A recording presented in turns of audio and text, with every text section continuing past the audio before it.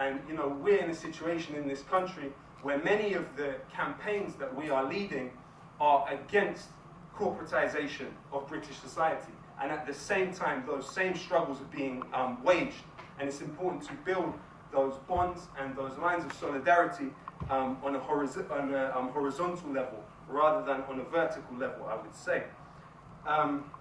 Now, if we look at what the main issue with the Iraq oil law of 2007 was, something within it called production sharing agreements. Now, what they are, those production sharing agreements, are situations when a multinational corporation provides capital investment in exchange for operational control. So normally those contracts will last between 25 to 40 years and sometimes indefinitely. And they contain within them something called a stabilization clause, and that guarantees investors' profits against any change in future legislation. Foreign companies will be compensated for loss of profits, quote unquote. So there's those that name it the oil law, or those that name it the National Hydrocarbon Law of 2007. Now, it was under the guise of equally distributing the revenue of Iraqi oil, but essentially what it was about was the privatization of the oil industry. And this failed due to Iraqi civil society. That is a massive victory. Still to this day, they have been unable to pass that law. And one of the points when Bush led the surge of 30,000 extra US troops in 2007 was he was coming and saying to Maliki, when are we going to have this oil law?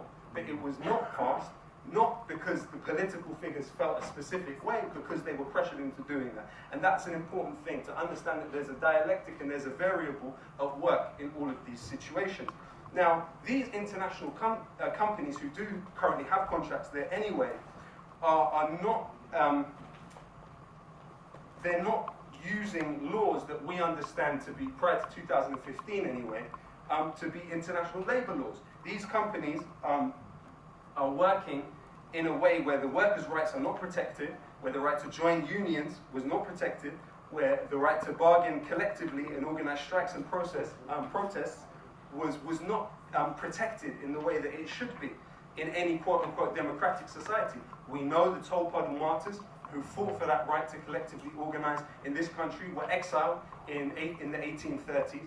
These are not victories that just happened in Britain and were bequeathed by the powerful to the powerless. They were things that people in Britain had to fight for. And so what we see is the case where striking being banned from 1987, and the US is a society where only 11% of the population at this stage are unionized anyway, supposedly installing democracy, but they were more concerned about passing the oil law that allowed their corporations to own oil fields indefinitely than passing any type of labor law. And the labor law that was eventually passed was 2015, and as I say again, it was because they were pressured into doing it. The third victory that I just want to speak about very briefly was the amendment to the personal status law. I'm sure it's elementary to most of you. I'm sure you know better than me. But the point is they were trying to put amendments in. There was a specific group, and it is a group that since '97, when the Iraq Liberation Act was passed, US Congress agreed to fund. This is an important part. That, supposedly it's about liberating women. Supposedly it's about democratizing the society. But you have a group in the parliament that have been backed by the United States since 1997, trying to pass amendments to a law that would allow children to be married, that would, in a sense, legalize, in some cases, quote-unquote, marital rape. So this is, massively hypocritical, to say the least.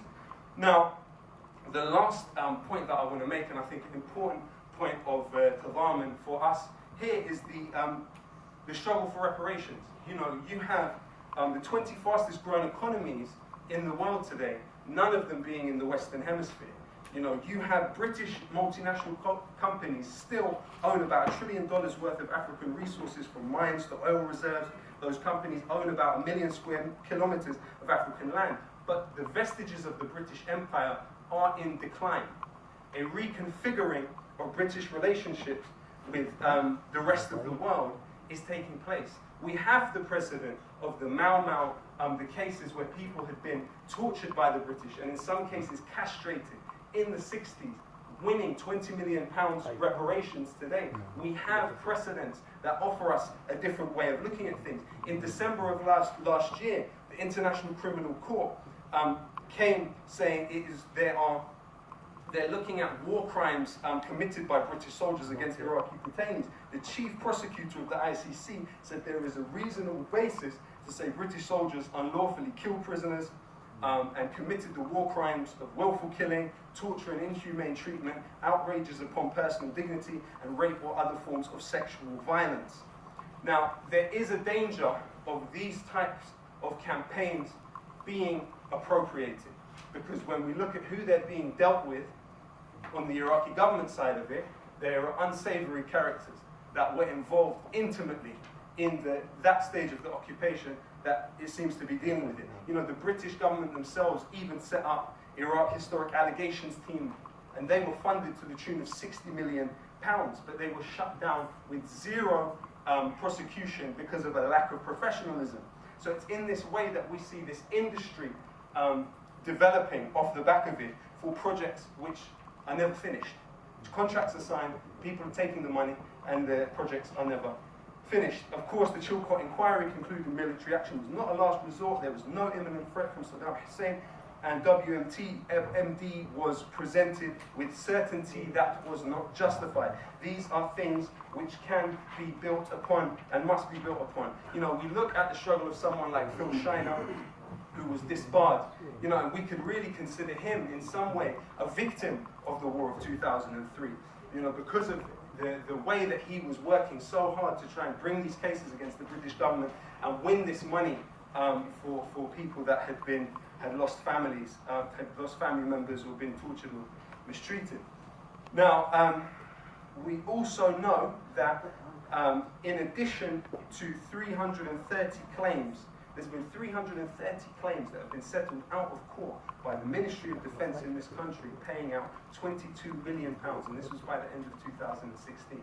There is huge space for us to move in this regard.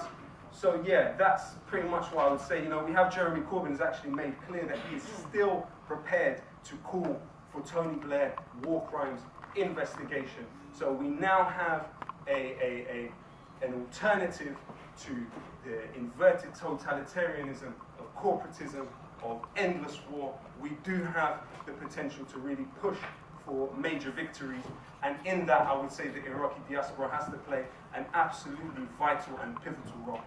Thank you very much.